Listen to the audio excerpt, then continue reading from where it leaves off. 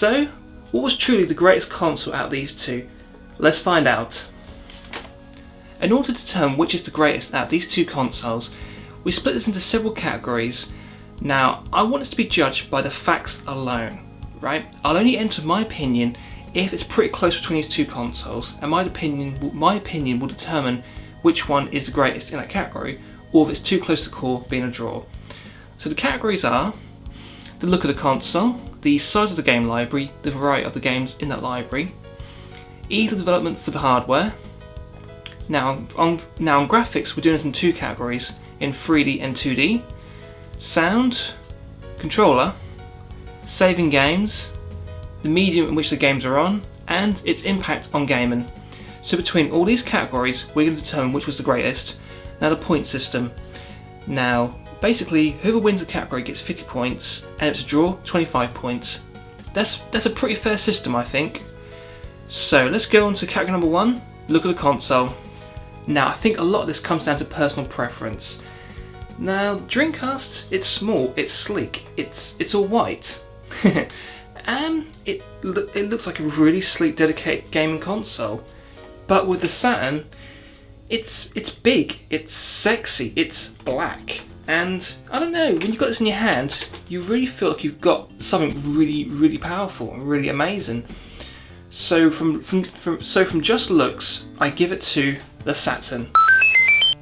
Now, size of game library, I did a bit of research, and I don't think there's any real 100% way of being 100% exact, but this is basically close to what I'll be able to work out.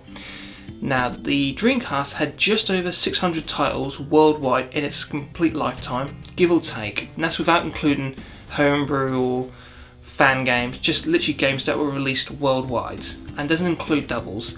And for the Saturn, it's roughly about just over 1200, give or take.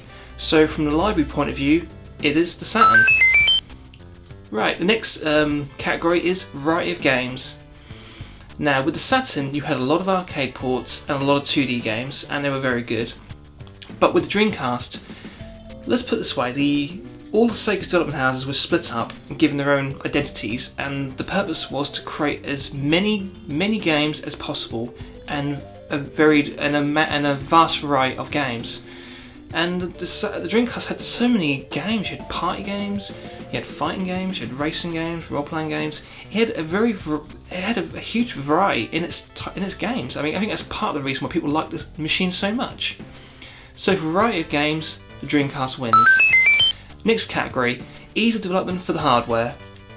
This is a no-brainer. The Saturn was a nightmare. It was literally thrown together with components that were not really ever designed to be used with each other in mind. It was a pretty powerful system in the right hands, but it was the PS3 of its day, and unfortunately no one was ready to develop games using multiple processors. Even now, a lot of developers hate doing that, but it's a case of processors are not getting any faster, so it's easier to put more processors on a single chip die than it is to create faster processors. And the Dreamcast, well, it was built with Windows CE in mind.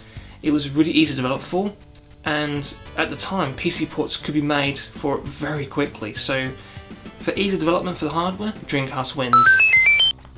So at the moment it's pretty even, it's about 100 points each. Right, so let's go into graphics. Now this is split into two categories. First category is 3D, no brainer. One was designed with 3D in mind, the other was not designed with 3D in mind, and one basically had superior 3D hardware. So for 3D, it is the Dreamcast. Now an interesting one, 2D. Now I played 2D games on both these systems. Now in my experience, whenever you get 3D hardware that attempts to do 2D, it is attempting in a 3D environment to render 2D, and with new consoles now it's not an issue because they've got plenty of power, but back then it did matter.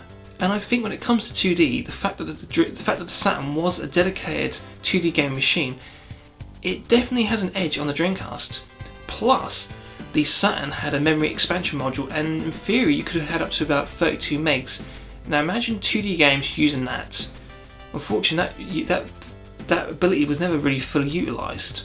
So when it comes to 2D gaming, the winner clear cut is the Saturn. Right, so the next category is sound. Now it's very, very close. So my personal opinion, from making game reviews and recording footage like video and sound from both these consoles, I've always found the sound to be really good in the Saturn, and it may be because it had a dedicated sound chip. So my personal opinion is, when it comes to sound, the Saturn was superior. Right, the next category is controller. Now, this has come down to personal opinion. Are you a 2D gamer? In which case, you're going to prefer this. But for the variety of games that are on the Dreamcast, and some of them are 3D, and for a 3D game, you are better off with an analog controller. But at the same time, for 2D games, you've got your D-pad and your buttons. So I would say it's about even, I would say. I would call this one a draw. Right, next category, the ability to save your games. This is an interesting one because primarily you have the onboard memory of the Saturn, and it's got a lot of advantages. You buy a system and immediately you can save your games. If you're prepared to juggle your saves, you haven't got to buy any memory cards. But the problem is, let's put it this way, if you've ever played Nights in the Dreams and you save your A-Life state, or whatever it's called, that eats up pretty much most of the memory in this. And also, because of the fact that the way the memory works, it needs a battery, as you can see here. Now, if that battery died on you, you're screwed. Everything gets wiped. Which means, ideally, you need a second memory card, and everything that's saved on that doesn't use battery to save it. So basically, you ideally need a cartridge to have basically a backup, or if you're juggling saves to make room in your main memory, because some games will not allow you to save onto a card, which means you have to basically juggle what's on here onto your card to free up memory. Whereas with the Dreamcast, you had these. Now, my personal experience is from the fact that Dreamcast died pretty quickly is these are pretty cheap. Even now, you can get them ridiculously cheap on eBay. They don't tend to store that much. I mean, like if you're saving your Shimmy 1 game, that will totally cane most of this. But for the average game, it doesn't take up that many blocks, and you can fit quite a few saves. And the fact they're so cheap, you just buy a whole bunch of them. So when it comes to saving, the winner definitely is the Dreamcast. So the storage medium. Now the Saturn uses CDs, and the Dreamcast uses GD-ROMs. Now, these hold slightly more information, but there is no copy protection on them. So from that point of view, they're pretty much even. There's not really much in it, I think. So I'd call this one a draw. So next category is impact on gaming. Now this is a very difficult one to judge on.